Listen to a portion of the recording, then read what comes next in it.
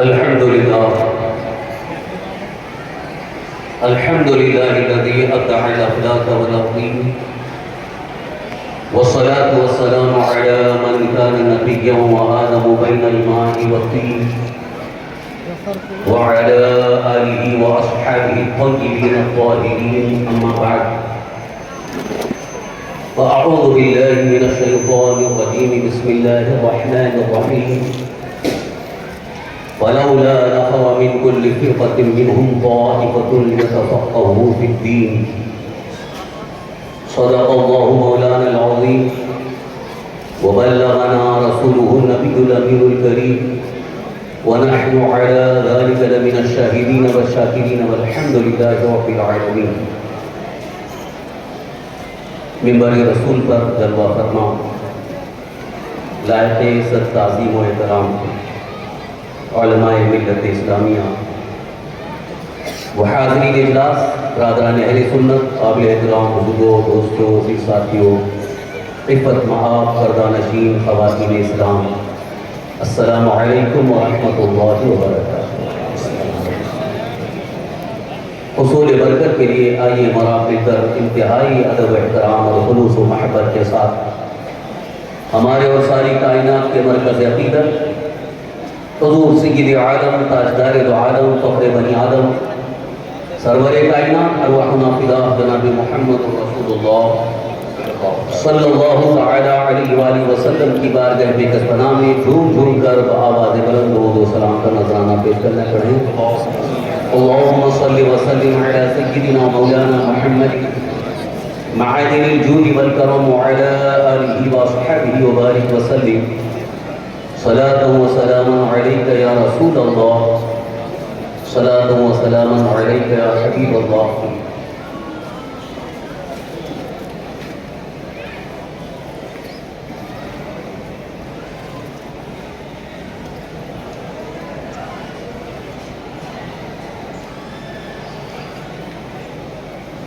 محترم حضرات،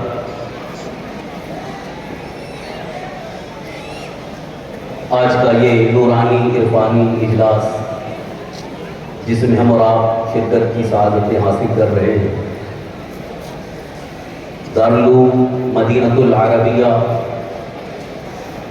دارالعلوم اہل سنت مدینۃ العربیہ کے سالانہ جلسہ دستار فضیلت کے حوالے سے منعقد ہے۔ ابھی تھوڑی دیر کے بعد ہماری جماعت اہل سنت کے اکابر علماء، مشائخ، سادات کرام رونق اسٹیج ہوں گے، اور پھر تھوڑی دیر کے بعد اس دارالعلوم سے فارغ ہونے والے وہ لائق مبارکباد طلباء جن کے سروں پر دستار حفظ و قرت کے دستار فضیلت رکھا جائے گا، آپ اس منظر کو بھی ملاحظہ فرمائیں گے۔ آج کی اس بابرکت نظم میں مجھ فقیر کو دعوت دی گئی، اور ابھی ہمارے کرم فرما حضرت علامہ آصف رضا صحیفی صاحب قبلہ نے بہت تعریف کر دی۔ یہ ناچیز اس لائق نہیں ہے، البتہ دین کا ایک حقیر خادم صرف اللہ عز و جل کی رضا اور اپنے اللہ کے حبیب صلی اللہ علیہ وسلم کی رضا کی خاطر اللہ عز و جل اس کے حبیب صلی اللہ علیہ وسلم کے پیغام کو آپ تک پہنچانے کی غرض سے حاضر آیا ہے۔ اگر آپ کے دلوں میں خواہش ہے اور ایک اچھی نیت لے کر کے حاضر آئے ہیں، تو مجھے امید قوی بلکہ یقین ہے انشاءاللہ آپ کو دینی، دنیاوی، اخروی کئی اعتبار سے یہاں پہ آنے کا فائدہ محسوس ہوگا۔ سب سے پہلے درود شریف کی فضیلت کے حوالے سے ایک روایت عرض کر کے گفتگو آگے بڑھاؤ۔ آپ نے بارہا سنا ہوگا سرکار دو عالم صلی اللہ تعالیٰ علیہ وآلہ وسلم کی حدیث پاک کہ رسول اکرم صلی اللہ تعالی وسلم ارشاد فرماتے ہیں جو مجھ پر درود بھیجتا ہے وہ مجھ تک پہنچایا جاتا ہے۔ درود شریف پڑھنے والے کو کیا ثواب ہے وہ ایک دوسری حدیث ہے۔ یہ جو حدیث پاک جس میں سرکار صلی اللہ علیہ وسلم ارشاد فرماتے ہیں مجھ تک پہنچایا جاتا ہے، اور ایک حدیث پاک میں یوں مذکور ہے کہ جو مجھ پر درود بھیجتا ہے اسے میں خود سنتا ہوں۔ دو طرح کی حدیثیں سامنے آئیں، لیکن یہاں پر محدثین نے بڑے ہی بہترین انداز میں اس کی تطبیق پیش فرمائی، جس سے اہل سنت و جماعت کا عقیدہ بھی واضح ہوتا ہے، جس کو ہم مسلک اعلیٰ حضرت کہتے ہیں۔ یہ جو سرکار دو عالم صلی اللہ علیہ وسلم کا ارشاد ہے کہ جو مجھ پر درود پڑھتا ہے، درود بھیجتا ہے، اسے پہنچایا جاتا ہے، یعنی فرشتے پہنچاتے ہیں۔ اس کے متعلق محدثین فرماتے ہیں کہ اگر درود پڑھنے والا درود شریف تو پڑھ رہا ہے لیکن غفلت کے ساتھ، توجہ نہیں ہے، غفلت کے ساتھ پڑھ رہا ہے، تو اس کا درود فرشتے پہنچاتے ہیں۔ اور وہ درود شریف پڑھنے والا جو غفلت کے ساتھ نہیں بلکہ پوری توجہ کے ساتھ گنبد خضرا کی جانب لو لگا کر، تو سرکار دو عالم صلی اللہ علیہ وسلم فرماتے ہیں اس کے درود کو میں خود سنتا ہوں۔ اب آپ کو خود فیصلہ کرنا ہے کہ ہم کس طریقے سے درود شریف پڑھیں۔ عزیزان محترم، یہ جو میں نے کہا یہی سے ہمارا ایک عقیدہ اہل سنت ظاہر کرتا ہے کہ آج بھی سرکار دو عالم صلی اللہ تعالیٰ علیہ وآلہ وسلم ہمارے درود شریف کو سنتے ہیں۔ میرے اعلیٰ حضرت کیوں عرض فرماتے ہیں دور و نزدیک کے سننے والے وہ کان لعل کرامت پہ حافظ، ہم یہاں سے پکارے وہاں وہ سنے، مصطفیٰ کی سماعت پہ لاکھوں سلام، تو زندہ ہے واللہ، تو زندہ ہے واللہ، میری چشم عالم سے چھٹانے آئے۔ رسول اکرم صلی اللہ علیہ وسلم درود شریف سنتے ہیں، لیکن شرط یہ ہے کہ درود شریف پڑھنے والا پوری توجہ کے ساتھ، انہماک کے ساتھ بارگاہ مصطفیٰ کی طرف لو لگا کر درود شریف پڑھے۔ یقیناً سرکار دو عالم صلی اللہ علیہ وسلم اس کے درود کو خود سنتے ہیں۔ لہذا میں یہی گزارش کروں گا کہ جب بھی درود شریف پڑھیں تو گنبد خضرا کی جانب لو لگا کر سرکار دو عالم صلی اللہ علیہ وسلم کی طرف پوری توجہ کر کے درود شریف پڑھیں۔ انشاءاللہ اس کی برکتیں آپ کو زندگی میں اتنی ملیں گی کہ آپ اس کا اندازہ نہیں لگا سکتے۔ پڑھنا چاہیں گے توجہ کے ساتھ؟ ایک مرتبہ جھوم کر درود شریف پڑھیں۔ صلی اللہ علی النبی الامی وآلہ صلی اللہ علیہ وسلم، صلاۃ و سلام علیک یا رسول اللہ، صلاۃ و سلام علیک یا حبیب اللہ۔ حضرات محترم، قرآن کریم کی سورہ توبہ کی ایک طویل آیہ کریمہ کا ایک حصہ میں نے آپ کے سامنے تلاوت کیا۔ قرآن عظیم میں اللہ رب العزت کا فرمان عالی شان ہے فَلَوْلَا نَفَرَ مِنْ كُلِّ فِرْقَةٍ مِّنْهُمْ طَائِفَةٌ لِيَتَفَقَّهُوا فِي الدِّينِ۔ ایسا کیوں نہ ہوا کہ ان میں سے ایک گروہ وہ دین کی سمجھ حاصل کرنے کے لیے آئے، ایک جماعت آئے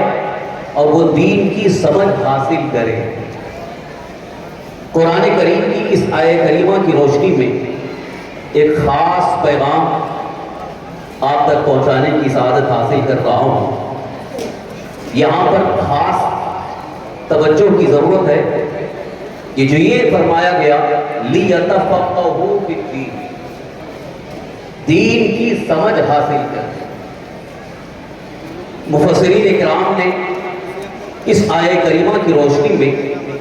علماء کی، فقہا کی ایک جماعت مراد لی، کیونکہ سب کے سب عالم اور فقیہ ہو نہیں سکتے، اس لیے کچھ لوگ اس بات کے لیے تیار ہو جائیں کہ اپنے کام کاج یا اپنی دوسری ضروریات مصروفیات چھوڑ کر وہ دین کی خاص سمجھ حاصل کریں جسے فقہ کہا گیا، تو فقہ حاصل کرنے کی دعوت دی گئی۔ قرآن کریم کی روشنی میں فقہ حاصل کرنے کی دعوت دی گئی۔ اب یہ فقہ کیا ہے، فقہ کیوں ضروری ہے اور فقہ کی کیا عظمت ہے، اس چیز کو آج میں بہت آسان انداز میں، بہت مختصر انداز میں سمجھانا چاہوں گا۔ علماء سمجھ رہے ہیں کہ میں یہ گفتگو کیوں چھیڑ رہا ہوں، وجہ کیا ہے۔ ایک تو علمی مجلس ہے، دارالعلوم کا جلسہ ہے، فارغ التحصیل ہونے والے یہاں علماء بھی موجود ہوں گے، اساتذہ بھی موجود ہوں گے۔ آج فقہ سے پہلو ترین اور فقہ سے دوری کی بنیاد پر غیر مقلدیت کا فتنہ بہت تیزی کے ساتھ ہوا۔ قرآن و حدیث کے نام پر امت مسلمہ کو گمراہ کرنے کے لیے ایک بڑی جماعت تیار ہو گئی۔ یوں تو دیکھا جائے تو کوئی بڑی جماعت نہیں ہے، چند ایسے یوٹیوب پر نظر آتے ہیں، ویب سائٹ پر نظر آتے ہیں جو بہت زیادہ بکواس کرتے نظر آتے ہیں، علماء اور فقہاء کی حیثیت کو معاذ اللہ گھٹانے کی کوشش کرتے ہیں، یہاں تک کہ ائمہ مجتہدین جن کو ہم 4 امام کہتے ہیں، امام اعظم ابو حنیفہ، امام مالک، امام شافعی، امام احمد بن حنبل رضی اللہ تعالیٰ عنہ، ان ائمہ اربعہ کی فقہ کو اور ان کے اجتہاد کو بالکل ہی سائڈ کر کے صرف قرآن اور حدیث کو دلیل بنانے کی دعوت دی جا رہی ہے۔ اور ہماری قوم کا ایک طبقہ، خاص طور پر نوجوان طبقہ، تعلیم یافتہ طبقہ جو اپنے آپ کو ایجوکیٹڈ کہتے ہیں، یونیورسٹی میں پڑھ رہے ہیں، ان کو تھوڑا سا دین کا شوق پیدا ہوتا ہے تو اب وہ قرآن و حدیث کے نام پر جب غیر مقلدین کی باتیں سامنے آتی ہیں کہ فلاں حدیث میں یہ ہے، فلاں حدیث میں یہ ہے، حدیث نمبر یہ، حدیث کی کتاب یہ، بخاری میں یہ حدیث ہے، بس حدیث مل گئی اور اسی کو وہ اپنے لیے دلیل بنا کر اسی پر عمل کی دعوت دیتے نظر آ رہے ہیں۔ حالانکہ فقہ کی روشنی میں جو حکم ثابت ہے اس کا سراسر انکار کیا جا رہا ہے، اس کو دور کیا جا رہا ہے۔ اس کے متعلق کئی مثالیں ہیں، میں زیادہ تفصیل میں نہیں جا رہا ہوں اس لیے کہ وقت بہت کم ہے اس عنوان پر تفصیلی خطاب کے لیے۔ آج اس بات کو سمجھنا ضروری ہے کہ ہمارے دین کی جو عظمت ہے، اللہ تبارک و تعالیٰ نے جو ہمیں ایک عظیم الشان دین عطا فرمایا، اس دین کے اندر کتنی خوبیاں ہیں، اس دین کے اندر کتنی لچک ہے، اس دین کے اندر کتنی آفاقیت ہے، اس دین کو سمجھنے کی ضرورت ہے۔ عزیزان محترم، وہ اللہ رب العزت کا مقدس دین جس کے متعلق قرآن کریم میں اللہ تعالیٰ نے ارشاد فرمایا، ان الدین عند اللہ الاسلام، بے شک دین اللہ کے نزدیک اسلام ہی ہے۔ اس بات کو پوری دنیا کے مسلمان تسلیم کرتے ہیں، اللہ کے نزدیک دین اسلام ہی اصل دین ہے، قرآن سے بھی یہی ثابت ہے۔ اور اللہ رب العزت نے یہ بھی ارشاد فرمایا، وَمَن يَبْتَغِي غَيْرَ الْإِسْلَامِ دِينًا فَلَن يُقْبَلَ مِنْهُ، جو اسلام کے علاوہ کوئی دوسرا دین لے کر آئے اسے قبول نہیں کیا جائے گا۔ کسی دوسرے مذہب پر عمل کرنے والے کے کسی عمل کو قبول نہیں کیا جائے گا، بارگاہ الہی میں اسے مقبولیت حاصل ہو ہی نہیں سکتی، چاہے کتنا ہی اچھا اس کا عمل کیوں نہ ہو۔ عزیزان محترم، اب دین کی یہ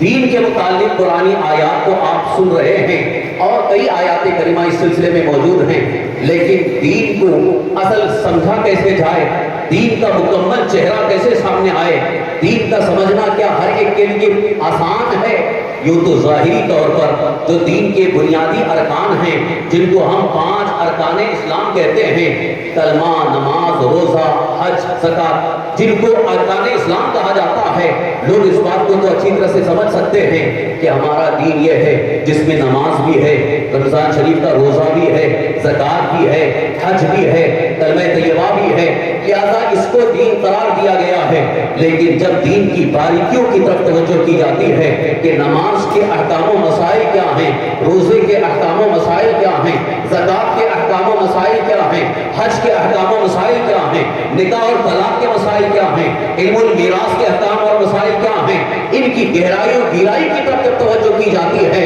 تو یقیناً بہت سارے لوگ یہ کہتے نظر آتے ہیں قرآن میں اس کا کہیں ذکر آیا نہیں ہے، حدیث پاک میں کہیں ذکر نہیں آیا ہے۔ نماز کے بہت سارے ایسے مسائل ہیں جن کو صراحتاً قرآن میں کہیں کوئی پا نہیں رہا ہے، تو یہ کہتا ہے قرآن میں امام اعظم ابو حنیفہ کا پیش کیا ہوا مسئلہ قرآن میں نہیں ہے۔ پوری حدیثیں ہم نے تلاش کر لی ہیں، بخاری، مسلم، ترمذی، ابن ماجہ، ابو داؤد، نسائی، کسی حدیث کی کتاب میں امام اعظم ابو حنیفہ کا پیش کردہ مسئلہ نہیں ہے، لہذا ہم امام اعظم ابو حنیفہ کی بات مانیں یا رسول اللہ کی بات مانیں، قرآن کو مانیں یا امام کی بات مانیں۔ یہ فتنہ پوری دنیا کے اندر اس قدر سر اٹھایا ہوا ہے، بہت سارے اہل سنت و جماعت سے تعلق رکھنے والے وہ اپنا دامن چھڑا کر کے یعنی اہل سنت و جماعت سے الگ ہونے کی تیاری میں لگے ہوئے ہیں، اس لیے کہ انہیں یہ نظر آ رہا ہے ان کے یہاں دین بالکل آسان ہو گیا ہے، ان کے یہاں دین کا مطلب صرف یہ ہے کہ قرآن سے ایک آیت مل جائے یا کوئی حدیث صریح مل جائے، حدیث صحیح مل جائے،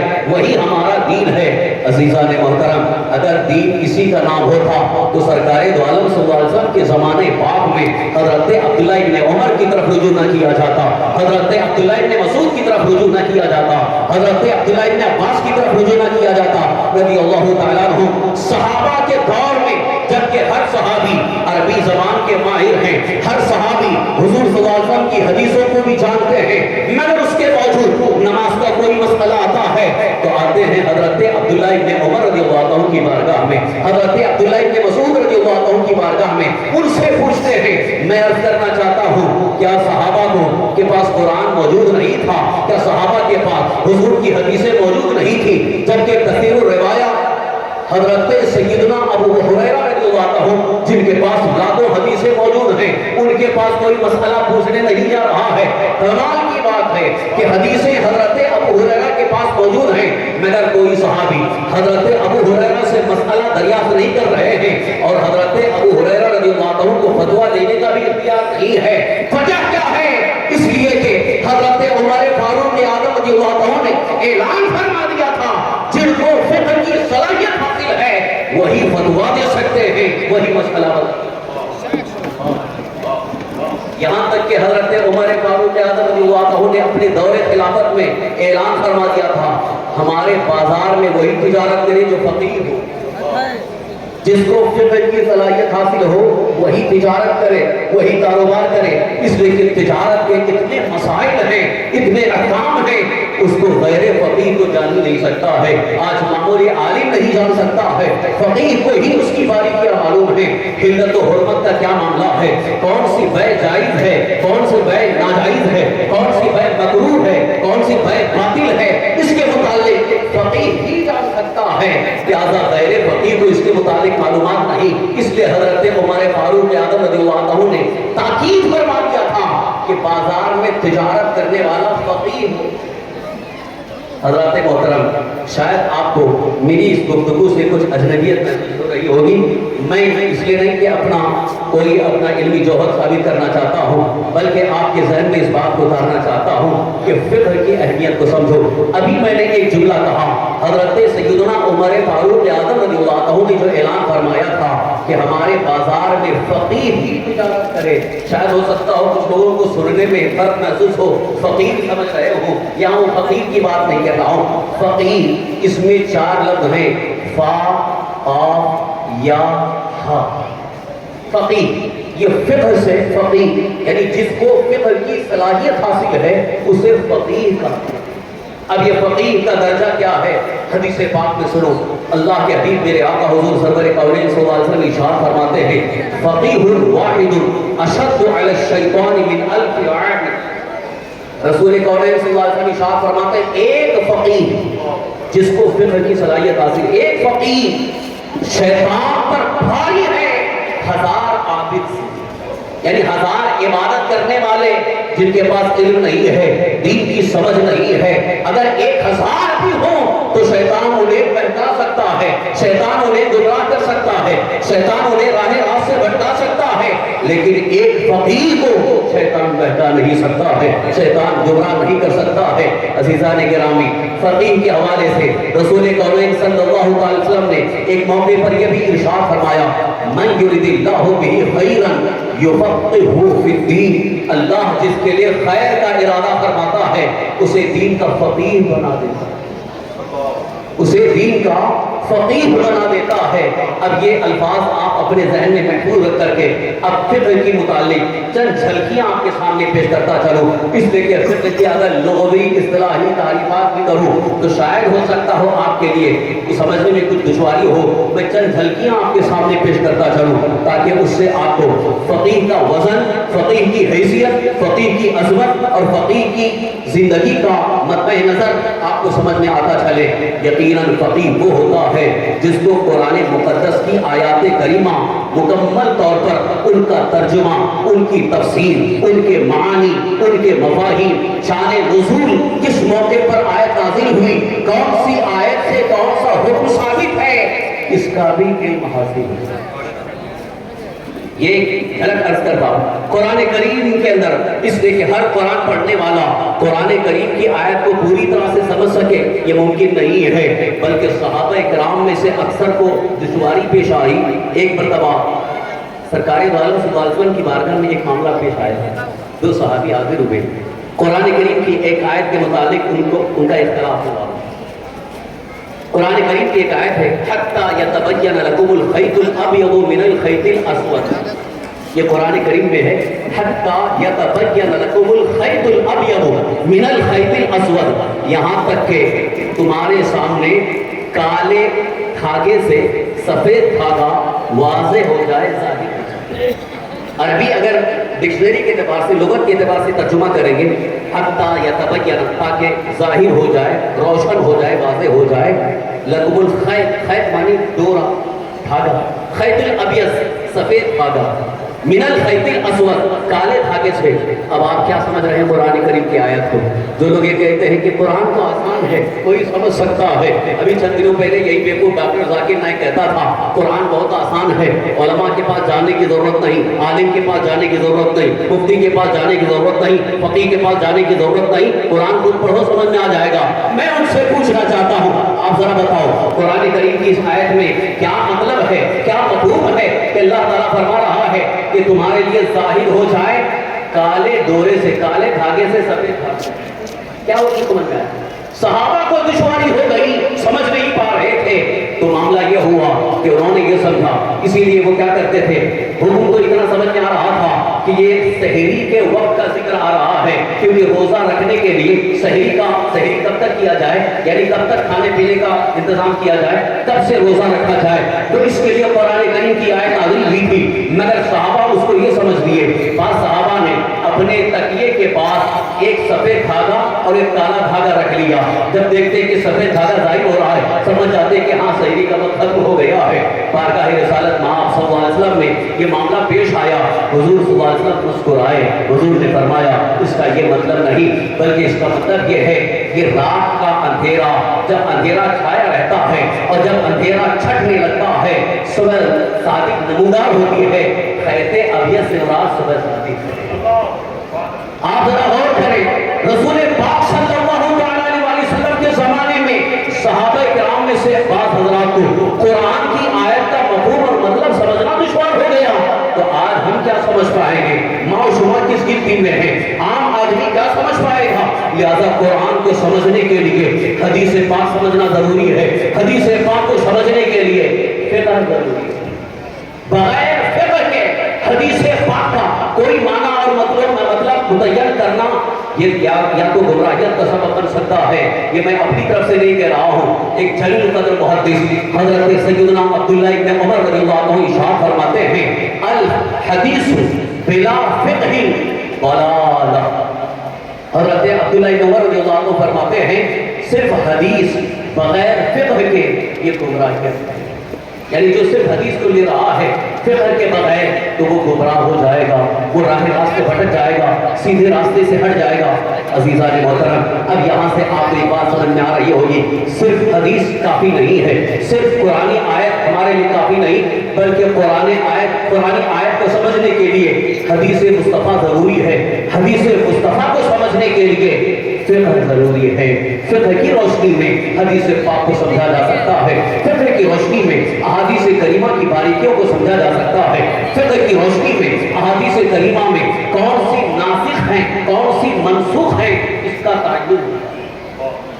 اگر یہ چیز معلوم نہ ہو کہ کون سی حدیث ناسخ ہے کون سی حدیث منسوخ ہے، اسی طرح سے قرآنی آیات میں بھی کون سی آیت ناسخ ہے کون سی آیت منسوخ ہے اس کا علم نہ ہو تو قرآنی آیات سے کوئی مسئلہ ثابت نہیں کر سکتا ہے. اور معاذ اللہ اگر کوئی ناسخ و منسوخ کا علم نہیں رکھتا ہے اور قرآن کی کسی آیت سے ظاہری مفہوم کو لے کر کے حکم بتانا شروع کرے تو یقیناً وہ قرآن کے خلاف ہے. اس کا معاملہ اس کا ٹھکانہ جہنم ہوگا. اللہ کے رسول سرور کائنات صلی اللہ علیہ وسلم نے اسی لیے ارشاد فرمایا من فسر برائیہ فلیتبوأ مقعدہ فی النار. جو اپنی رائے سے قرآن کی تفسیر کرتا ہے اس کا ٹھکانہ جہنم ہوگا. اپنی رائے سے اپنی عقل سے اپنی سمجھ سے، یعنی جس نے قرآن کریم کی آیت کو سمجھنے کے لیے فقہ کا سہارا نہ لیا حدیث مصطفیٰ کا سہارا نہ لیا اور اپنی عقل سے سمجھنا شروع کر دیا اور اسی کو پیش کرنا شروع کر دیا اس کی بنیاد پر وہ گمراہ ہو جائے گا. عزیزان محترم گفتگو کو سمیٹنے جا رہا ہوں. یہ میں نے اس لیے عرض کیا ہے کیونکہ آج کل آئی ٹی دور میں ٹیکنالوجی بہت زیادہ ترقی کر چکی ہے. ہر شخص کے ہاتھ میں موبائل ہے. ہر شخص یوٹیوب سے تعلق رکھتا ہے. یوٹیوب پر دیکھ رہے ہیں بہت سارے مقررین خطبہ کی بیانات بھی آ رہے ہیں. بہت سارے واعظین واعظ بھی کر رہے ہیں. بہت سارے ایسے بھی گمراہ اور گمراہ گر آ کر کے اس کے بیانات بھی کر رہے ہیں. اور ان کے بیانات کی وجہ سے ان کی تقریروں کی وجہ سے امت مصطفیٰ میں ایک بڑا ہی خطرناک فتنہ پیدا ہو چکا ہے. اس لیے میں آپ کو آگاہ کرنا چاہ رہا ہوں کہ یوٹیوب پر آنے والی ہر تقریر آپ کے لیے باعث نفع نہیں ہے فائدہ مند نہیں ہے بلکہ نقصان دہ ہے. اسی لیے اگر آپ یوٹیوب پر سن بھی رہے ہیں تو اس بات کو ذہن میں رکھ کر کے سنیں کہ یہ کہنے والا کون ہے، اس کا عقیدہ کیا ہے، اس کا نظریہ کیا ہے، اس کی فکر کیا ہے. کہیں ایسا تو نہیں ہے یہودیوں کے ہاتھ پھکا ہوا ہو، نصرانیوں کے ہاتھ پھکا ہوا ہو، عیسائیوں کے ہاتھ پھکا ہوا ہو. لہٰذا اگر کوئی یوٹیوب پر تقریر کر رہا ہے یہودیوں کے ہاتھ پھکا ہوا ہے وہ عالم نہیں ہے وہ ظالم ہے. لہٰذا اس کی تقریر کو نہ سنو بلکہ تقریر اس کی سنو جس کی زبان سے عشق مصطفیٰ کی بولی آتی ہو، جس کے دل سے عشق مصطفیٰ کی جب خوشبو نکلتی ہے تو یہ کہتا نظر آتا ہے سب سے اعلیٰ و اولا ہمارا نبی، سب سے بالا و والا ہمارا نبی، جن کے طلبوں کا دھون ہے آب حیات ہے وہ جانے مسیحا ہمارا نبی. تقریر سننے کے لیے بھی ضروری ہے کہ آپ پہلے اس بات کو سمجھنے کی کوشش کریں کہ کون تقریر کرتا ہے. یہ بھی میں اپنی طرف سے نہیں کر رہا ہوں. شاید ہو سکتا ہو کچھ سیکولر جو لوگ کہتے ہیں کہ علماء یہ اپنی طرف سے کچھ بھی بولتے رہتے ہیں کیونکہ آج کل سیکولر بلکہ سیکولر بھی بہت زیادہ کٹروادی ہوتی جاتی ہے. ہمارے مسلمانوں میں جو سیکولر ذہن رکھتے ہیں وہ یہ کہتے ہیں علماء مولانا لوگ کچھ بھی بولتے ہیں. میں اپنی طرف سے نہیں کہہ رہا ہوں، بڑی ذمہ داری کے ساتھ عرض کر رہا ہوں. الحمدللہ مطالعہ بھی رکھتا ہوں، حوالہ بھی موجود ہے. حضرت سیدنا محمد بن سیرین رضی اللہ عنہ جو جلیل القدر تابعی، حضرت سیدنا محمد بن سیرین رضی اللہ عنہ اپنے دور کے حالات کو جب آپ نے ملاحظہ کیا کچھ لوگ یہودیوں سے علم حاصل کر رہے تھے کچھ نصرانیوں سے علم حاصل کر رہے تھے تو حضرت سیدنا محمد بن سیرین رضی اللہ عنہ نے ارشاد فرمایا ھذا دینکم فانظروا عمن تأخذون دینکم. یہ تمہارا دین ہے، دین کو حاصل کرنے سے پہلے اس کو دیکھو کس سے دین حاصل کر رہے ہو، کس سے تم دین سمجھنا چاہتے ہو، کس سے تم قرآن سمجھنا چاہتے ہو، کس سے تم حدیث سمجھنا چاہتے ہو. قرآن سمجھنا ہے، حدیث مصطفیٰ کو سمجھنا ہے تو فقہ کی ضرورت ہے. بغیر فقہ کے نہ قرآن صحیح طور پر کوئی سمجھ سکتا ہے نہ حدیث پاک کو کوئی سمجھ سکتا ہے. عزیزان محترم بالکل گفتگو سمیٹتے ہوئے اب آپ کو ایک عظیم جھلک سامنے رکھنا چاہتا ہوں. اگر واقعی فقہ کی عظیم مثال کو دیکھنا ہو ہندوستان کی سرزمین پر ایک بڑی عظیم مثال ہمارے سامنے موجود ہے. فقیہ فقید المثال مجدد اعظم اعلیٰ حضرت امام سنت مجدد دین ملت الشاہ امام احمد رضا قدس روح کی ساتھ جو آپ نے فقہ کی روشنی میں قرآن و حدیث کے ذریعے قرآن و حدیث کی روشنی میں فقہ کی روشنی میں احکام اور مسائل کو اس انداز سے پیش فرما دیا کہ پوری امت قرآن پر بھی عمل کر رہی ہے اور حدیث مصطفیٰ پر بھی عمل کر رہی ہے۔ فتاوی رضویہ سامنے رکھے، اعلیٰ حضرت امام اہل سنت مجدد ملت شاہ امام رضا قدسی کے فتاوی رضویہ آج پوری دنیا میں مشہور ہے۔ میں سمجھتا ہوں کہ شاید کوئی دارالفتہ جس میں فتاوی رضویہ موجود ہے۔ اپنے غیر بھی جو اعلیٰ حضرت کی توہین کرتے ہیں یا اعلیٰ حضرت کے مسلک کے خلاف ہیں، اہل سنت و جماعت کے خلاف ہیں، دیوبندی ہیں، وہابی ہیں، چوبیس ہیں، پتہ نہیں کیا کیا ہیں، وہ بھی فتاوی رضویہ ساتھ ہیں۔ اس لیے کہ جہاں ان کی گاڑی پھنستی ہے، کیونکہ سوالات وہاں بھی آتے ہیں، استفتاء وہاں بھی آتے ہیں، اور جب گاڑی پھنستی ہے تو فتاوی رضویہ کا سہارا لینا پڑتا ہے۔ فتاوی رضویہ کی روشنی میں انہیں کئی دلیل نظر آتی ہے۔ عزیزان محترم، یہ عرض کرنا چاہتا ہوں، اعلیٰ حضرت نے جو مسائل آپ پیش فرمائے ہیں فتاوی کی شکل میں، وہ کہیں نہ کہیں قرآن کریم کی کسی آیت سے ثابت ہے، کہیں نہ کہیں کسی حدیث مصطفیٰ سے ثابت ہے۔ اب کبھی یہ نہ کہنا کہ فقہ حنفی قرآن و حدیث کے خلاف ہے، بلکہ میں پورے دعوے کے ساتھ کہوں گا الحمدللہ مکمل فقہ حنفی قرآن و حدیث کے مکمل مطابق ہے۔ اعلیٰ حضرت امام اہل سنت رضی اللہ عنہ نے فقہ کی روشنی میں جو دلیلیں پیش فرمائی ہیں، ابھی چند دنوں پہلے وہابیوں نے، غیر مقلدین نے ایک پروپیگنڈا شروع کیا تھا، آج وہ پروپیگنڈا پھیکا پڑ گیا ہے۔ یہ کہتے تھے کہ امام اعظم ابو حنیفہ رضی اللہ عنہ کو صرف 17 حدیثیں آتی ہیں، معذرت ہے، امام اعظم ابو حنیفہ رضی اللہ عنہ، جبکہ آپ کے متعلق اکثر محدثین کا اتفاق ہے کہ آپ تابعی ہیں۔ بعض حضرات نے کہا کہ تابعی ہیں، لیکن تابعی ہونے کے متعلق ثبوت اور دلائل موجود ہیں، کیونکہ حضرت امام اعظم ابو حنیفہ رضی اللہ عنہ کی ولادت سن 80 ہجری میں، تو سن 80 ہجری میں صحابہ کرام ابھی موجود ہیں، یہاں تک کہ اخیر میں وصال فرمانے والے حضرت عبداللہ ابن ابی اوفا رضی اللہ عنہ، حضرت امام اعظم ابو حنیفہ رضی اللہ عنہ کی ان سے ملاقات بھی ہے، تو تابعی ہیں۔ اب آپ سمجھ سکتے ہیں کہ جو تابعی ہیں، تابعی مطلب حضور صلی اللہ علیہ وسلم کو ایمان کی حالت میں جنہوں نے دیکھا وہ صحابی، ایمان کی حالت میں جنہوں نے اللہ کے رسول صلی اللہ علیہ وسلم کا دیدار کیا اور ایمان ہی کی حالت میں دنیا سے رخصت ہوئے وہ صحابی کہلائے، اور جنہوں نے صحابہ کرام کو دین کا دیدار کیا ایمان کی حالت میں اور ایمان ہی کی حالت میں دنیا سے رخصت ہوئے وہ تابعی کہلاتے ہیں۔ تو تابعین کا بھی درجہ بڑا عظیم درجہ ہے۔ امام اعظم ابو حنیفہ رضی اللہ عنہ کو حضور صلی اللہ علیہ وسلم کی حدیثیں حاصل کرنے کے لیے بیچ میں صرف ایک واسطہ ہے، اور امام بخاری رحمۃ اللہ تعالیٰ علیہ کو 3 واسطے سے حدیث مصطفیٰ مل رہی ہے، جبکہ امام بخاری کو 6 لاکھ حدیثیں یاد ہیں۔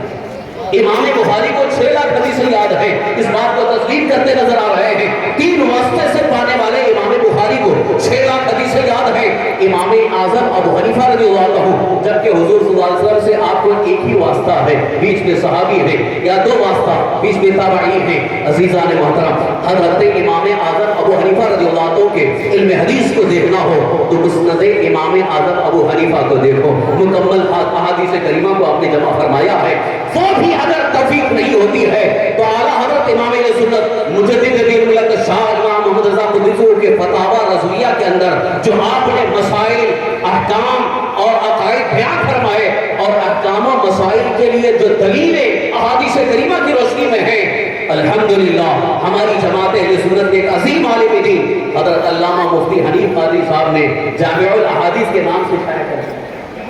جس میں کئی ہزار حدیثیں موجود ہیں، لہذا پتہ چلا امام اعظم ابو حنیفہ رضی اللہ عنہ کو 17 حدیثیں کا دعویٰ کرنے والے خود ہی ان کی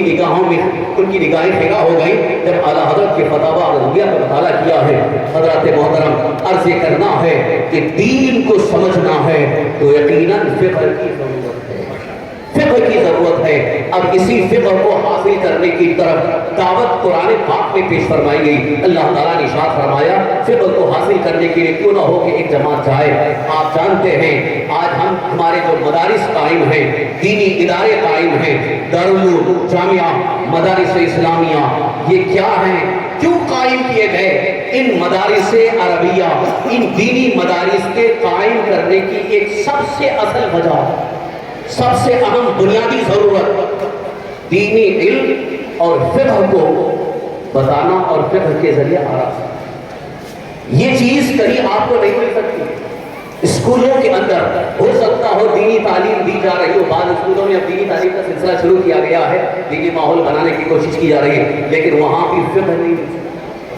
فقہ کی روشنی نہیں مل سکتی ہے. اگر آپ کو فقہ کی روشنی چاہیے تو آپ کو دارالعلوم میں آنا پڑے گا، جامعہ میں آنا پڑے گا. یہی وہ دارالعلوم ہیں جہاں سے بڑے بڑے علماء فارغ ہو رہے ہیں، فقہا نکل رہے ہیں، جنہوں نے پورے مکمل دین کو سنبھالا ہے، دین کی تبلیغ و اشاعت کی ذمہ داری سنبھالی ہے. اور آج بھی دین پر کبھی حملہ ہوتا ہے، دین کے احکام کے رد و بدل کی بات آتی ہے تو عوام نہیں کھڑی ہوتی ہے. انہی مدارس سے سوکھی روٹی کھا کر کے پروان چڑھنے والے علماء اور فقہا سینہ سفر ہو جاتے ہیں، کھڑے ہو جاتے ہیں اور دین پر حملہ کرنے والے کا جواب دیتے ہیں.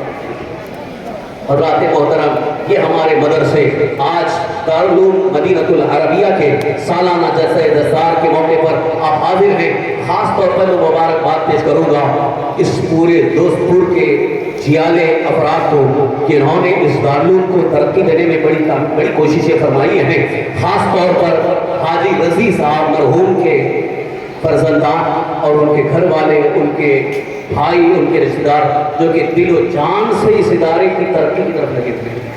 میں دیکھ رہا ہوں ان کے اندر جو خلوص ہے، ان کے اندر جو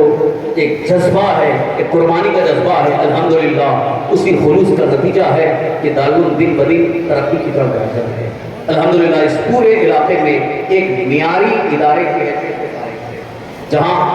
اس بات کو آپ دیکھ کھڑے ہو جائیں بڑے ادب اور احترام کے ساتھ. بڑے نور کے علماء اور مشائخ بھی بہت ہی ممتاز اور بہت ہی عظیم، بہت ہی باکمال، بہت ہی مقبول شخصیت کے استقبال میں اپنے آپ کو قیام کی صورت میں لانے میں کامیاب ممتاز الفقہاء، سراج الفقہاء، حقیقی مسائل جدیدہ، یادگار مشائخ اہل سنت حضرت شاہ حضور مفتی نظام الدین صاحب اللہ قادری رضوی، صدر شعبہ افتاح جامعۃ الاشرفیہ مبارک پور اعظم گڑھ کی وہ تاریخی شخصیت کا ورود مسعود نمبر شریف پر ہوا ہے. میں ادارہ مدینہ العربیہ کے تمام تر اساتذہ، مشائخ، جشن کی زینت علماء کرام کی طرف سے حضرت کا استقبال کرتا ہوں.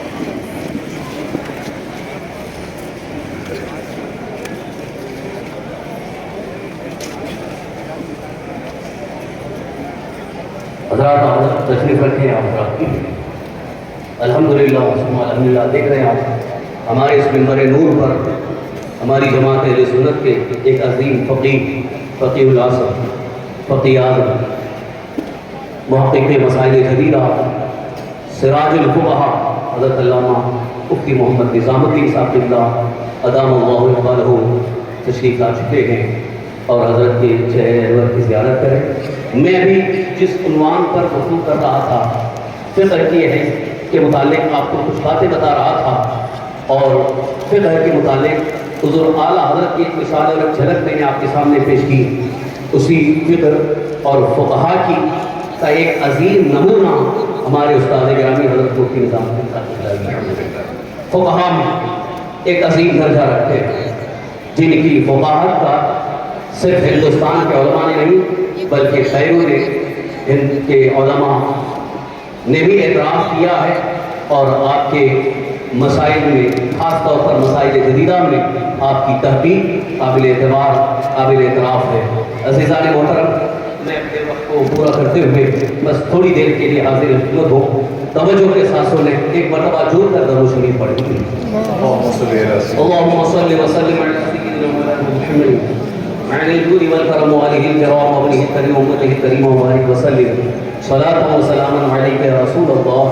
صلاة وسلاما عليك يا حبيب الله. حضرات، فقہ کا علم حاصل کرنے کے لیے یہ ہمارے ادارے دارالعلوم جامعہ قائم کیے گئے. وہاں آ کر کے بچے ابتدائی تعلیم سے لے کر آخر تک جو بھی درس نظامی کا نصاب مکمل ہے اس کو حاصل کرتے ہیں. پھر ایک خاص کورس یعنی اسپیشلسٹ بننے کے لیے فقہ کی تعلیم حاصل کرتے ہیں. جیسا کہ بہت سارے لوگ جانتے ہیں کہ ایک شخص جب ڈاکٹری کا علم حاصل کرنا چاہتا ہے، ڈاکٹر بننا چاہتا ہے، تو وہ سائنس میں پہلے پڑھتا ہے، سائنس سبجیکٹ لیتا ہے. 12वीं मुकम्मल होने के बाद फिर अभी नए कानून के मुताबिक नीट का एग्ज़ाम देता है, फिर उसके बाद MBBS के लिए क्वालिफाई होता है, फिर MBBS के बाद MS, यानी एक फील्ड में वो मेहनत कर रहा है, यानी गोया वो एक स्पेशलिस्ट बन रहा है, एक डॉक्टर बन रहा है। फिर डॉक्टर बनने के बाद भी उसमें भी अलग अलग फील्ड है, स्पेशलिस्ट है, कोई माइंड स्पेशलिस्ट है, कोई हार्ट स्पेशलिस्ट है, कोई बोन स्पेशलिस्ट है, कोई किडनी स्पेशलिस्ट है। तो वो स्पेशलिस्ट जो होता है यानी एक मखसूस चीज का जो माहिर है, तो उसको